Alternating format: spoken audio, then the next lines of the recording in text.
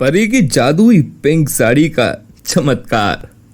कमलपुर कहकर एक गांव में 8 साल की पाखी अपनी माँ सुमन के साथ रहा करती थी।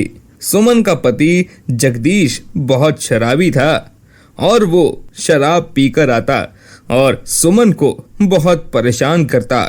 सुमन सिलाई मशीन पर लोगों के कपड़े सिलती और उसी से अपना घर चलाती और अपनी बेटी पाखी का पेट पालती।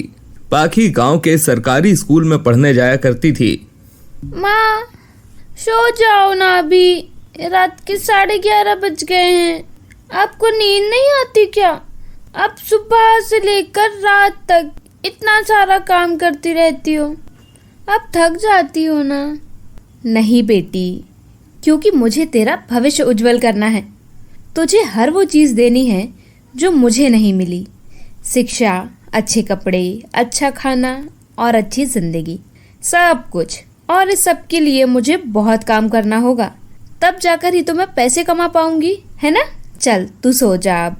तेरी कल सुबह स्कूल है ना, और स्कूल में लेट हो गई तो टीचरनी मैडम तुझे क्लास के अंदर नहीं लेगी फिर, ठीक है। चल सो जा अब। ठीक है माँ। सुमन रात को देर तक जागकर कपड़े सिलती। वो बहुत अच्छे कपड़े सिलती थी और इसलिए ही गांव वाले उससे अपने कपड़े सिलवाते थे। सुमन अपनी छोटी सिलाई मशीन पर कपड़े सिला करती। एक दिन जगदीश घर पर शराब पीकर आता है। अरे चल, मुझे मुझे मुझे पैसे दे, मुझे दारू पीनी है, मुझे पार्टी करनी है। चल चल, मुझे पैसे दे। मुझे पता है तू बहुत पैसा कमा रही है, दे पैसे। निकल जाओ यहाँ से। क्यों बार बार मुझे और मेरी छोटी सी बच्ची को परेशान करने आ जाते हो? निकल जाओ यहाँ से।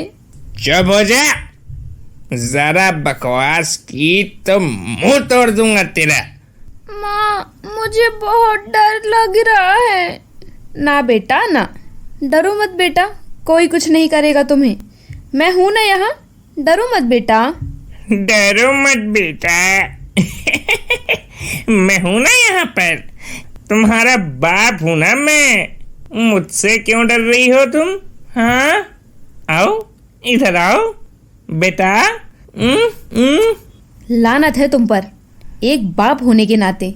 अरे एक बाप होने का फर्ज निभाया है क्या तुमने? हमें सिर्फ और सिर्फ दुख और ठेस पहुंचाई है हमेशा, और कुछ नहीं। जगदीश सुमन के ड्रॉर में से उसके 2 दिन के कमाए हुए पैसे लेकर चला जाता है, जिसके बाद सुमन बहुत रोती है। ये आज की बात नहीं थी। जगदीश ऐसा हर हफ्ते करता था। वो उनके साथ नहीं रहता था।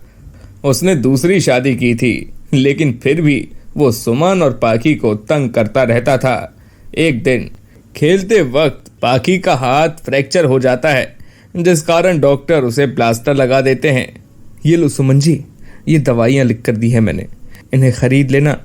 कुछ 500 या 600 रुपए की आएंगी। और हाँ, 1 हफ्ते बाद आप वापस आना, तभी अपने साथ कम से कम 1000 रुपये तो लेकर ही आना। मैं पाखी का एक और बार एक्सरे करूँगा और सेकंड एक्सरे के ज़्यादा पैसे लगेंगे, प्लस मेरी फीस भी। इतने सारे पैसे? ठीक है डॉक्टर साहब, मैं लाऊंगी सारे पैसे। बस आप जल्द से जल्द मेरी पाखी का हाथ ठीक कर दीजिए, उसकी अगले महीने से परीक्षा है।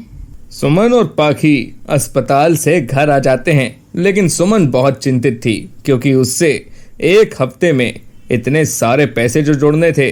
वो रात को सोते वक्त पाखी के लिए हल्दी वाला दूध बनाने जाती है। तभी देखती है कि पतीले में दूध ही नहीं है, तो वो अपनी पड़ोसन के पास जाकर दूध मांगती है। तभी अरे ओ सुमनिया, तुम्हें कोई शर्म वरम है कि नहीं? जब देखो तब मुंह उठा कर आ जाती हो, कुछ भी मांगने भिखारन की तरह। अरे इतना ही है तो कटोरा लेकर रास्ते पर ही खड़ी हो जाओ ना, भीख मांगने। हाँ नहीं तो चलो निकलो यहाँ से। वो पड़ोसन सुमन को धक्का देकर नीचे गिराती है और सुमन रोते हुए घर आ जाती है। सुमन अपनी बेटी को दूध नहीं दे पाती। वो अगले दिन से बहुत मेहनत करने लगती है। मुझे आज देर तक काम करना होगा, कैसे भी करके मुझे पैसे जोड़ने हैं।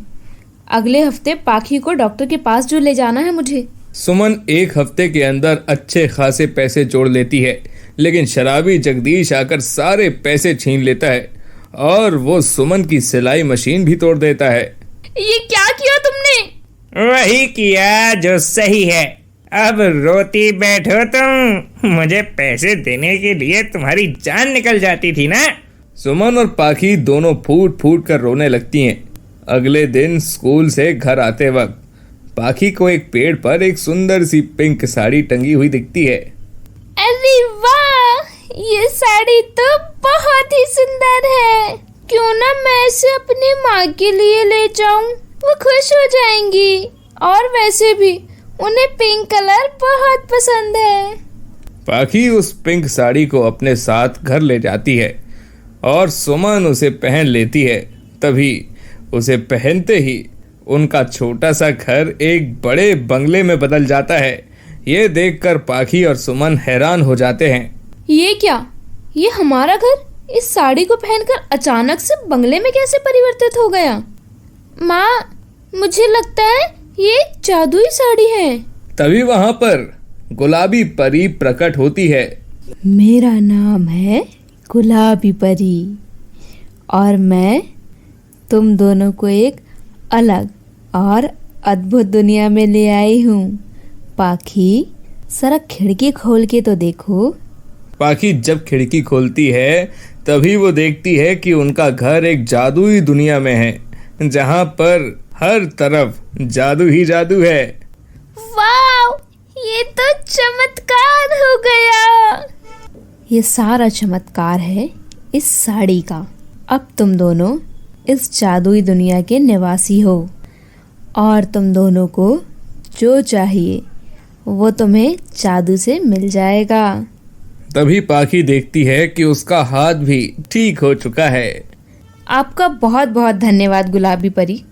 अगर आप हमारी मदद नहीं करती तो ना जाने क्या हो जाता हमारा। हाँ गुलाबी परी, thank you so much. You are welcome. चलो अब मेरे जाने का समय हो गया है। परी उन दोनों को बाय कहती है और वहां से अदृश्य हो जाती है। सुमन और पाखी दोनों गरीब माँ बेटी अब अमीरों जैसे उस जादुई दुनिया में एक खुशहाल जीवन व्यतीत करने लगते हैं।